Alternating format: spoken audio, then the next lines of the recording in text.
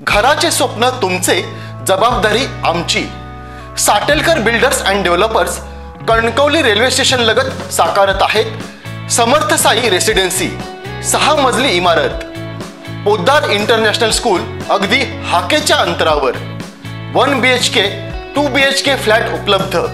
Building लगतच development plan मधील 12 गुंठे राखीव खुले गार्डन क्षेत्र, सागवानी फ्रेमसह मुख्य दरवाजा, 24 तास पाणी, लिफ्ट, ग्रेनाइट किचन ओटा, कन्सिल फिटिंग मॉड्युलर स्विच।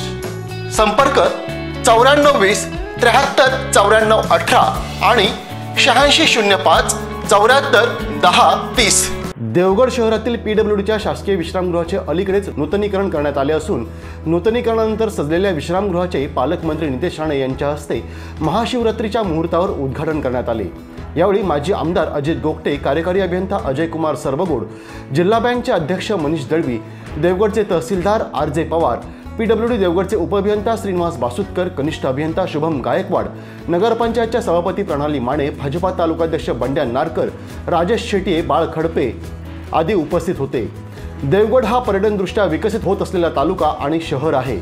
आज हजारो पर्यटक देवगड शहराला भेट देतात। त्या दृष्टीने पर्यटकांना हक्काचे विश्रांती स्थळ बनविण्यासाठी नामदार तथा तत्कालीन आमदार नितेश राणे यांच्या सूचनेनुसार आणि मुख्य अभियंता राजभोज व अधीक्षक अभियंता मिलिंद कुलकर्णी यांच्या मार्गदर्शनाखाली कार्यकारी अभियंता अजय कुमार सर्वगोड यांनी देवगड येथील शासकीय विश्रामगृहाच्या नूतनीकरण आणि सुधारणेचा पूर्ण आराखडा बनविला होता। दुमजली इमारत असलेल्या या नूतनीकरण झालेल्या नाविन्यपूर्ण अशा रेस्ट हाऊसला पाहता क्षणीच पर्यटक सुखावतील अशी सुधारणा करण्यात आली आहे। प्रशस्त हॉल, आकर्षक बेडरूम, अँटी चेंबर, देखणी आणि मजबूत बैठक व्यवस्था, फर्निचर आदींमुळे एखाद्या तारांकित हॉटेलचा लुक आता देवगड रेस्ट हाऊसला मिळाला आहे। पाहुयात एक झलक।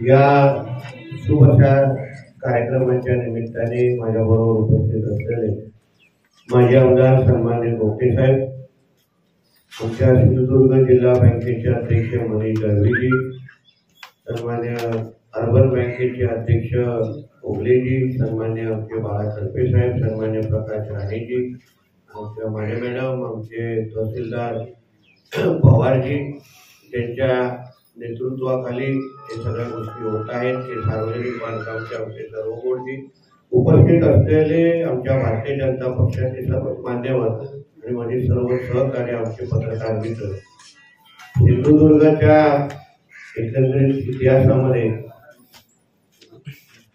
गेस्ट हाऊस ही जेव्हा त्याच्यावर कधी पुस्तक लिहिलं जाईल तेव्हा त्याच्यावर प्रमुख उल्लेख आमच्या सर्वगोडजींचा निश्चित पद्धतीने असेल, हे मी आवर्जून इथे उल्लेख करतो। कौतुक करण्यासाठी गोष्ट नाही, कारण का चांगल्याला चांगलं म्हणणं हे माणुसकीचा धर्म आहे। आणि आपल्या जिल्ह्यामध्ये आमच्यासारख्या लोकप्रतिनिधी आम्ही सातत्याने कधी कधी पत्रकार मित्रांना अधिकाऱ्यांच्या विरोधात बोलताना दिसतो किंवा आंदोलन करताना दिसतो।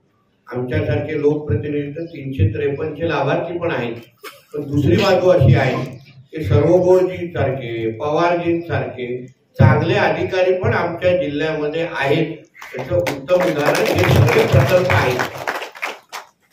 ह्या सगळ्या प्रकल्प आपल्याला शासकीय प्रकल्प असले तरी एक चांगली गोष्ट अशी आहे की शासकीय पैसा निधी जो लोकांच्या करातून आम्ही प्राप्त होतो त्याचं चांगलं नियोजन कसं असावं याचं उत्तम उदाहरण अशा पद्धतीच्या विश्रामगृह आहेत। कणकवलीचं विश्रामगृह पहा, आता इकडचं पहा आणि अन्य गोष्टी पण आहेत।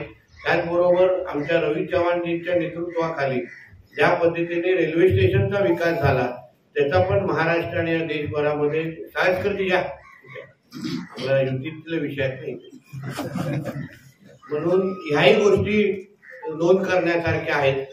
ह्या शासकीय देवगडच्या विश्रामगृहाचं आज उद्घाटन आमच्या सगळ्यांच्या हस्ते होणार आहे किंवा झालेलं आहे। पण ह्याचा वापर कसं करतो ह्यावर पण थोडा आमचे सगळे देवगडवासी किंवा माझे राजकीय पक्षाचे सहकार्यांनी आवर्जून या गोष्टीवर लक्ष द्यावं. इथे देवगडच्या विकासात्मक आणि देवगडची प्रतिमा उंचवेल अशा पद्धतीच्या बैठका आणि अशा पद्धतीचा वापर अगर इथे झाला तर त्याचा निश्चित पद्धतीने चांगला काहीतरी उपयोग होईल. नाहीतर ह्याचा कधी कधी आपल्याला दुरुपयोग पण होत असताना असंख्य वेळी घटना आपल्या कानावर येतात. म्हणून ह्या निमित्ताने मी माझ्या मनापासून शुभेच्छा देतो.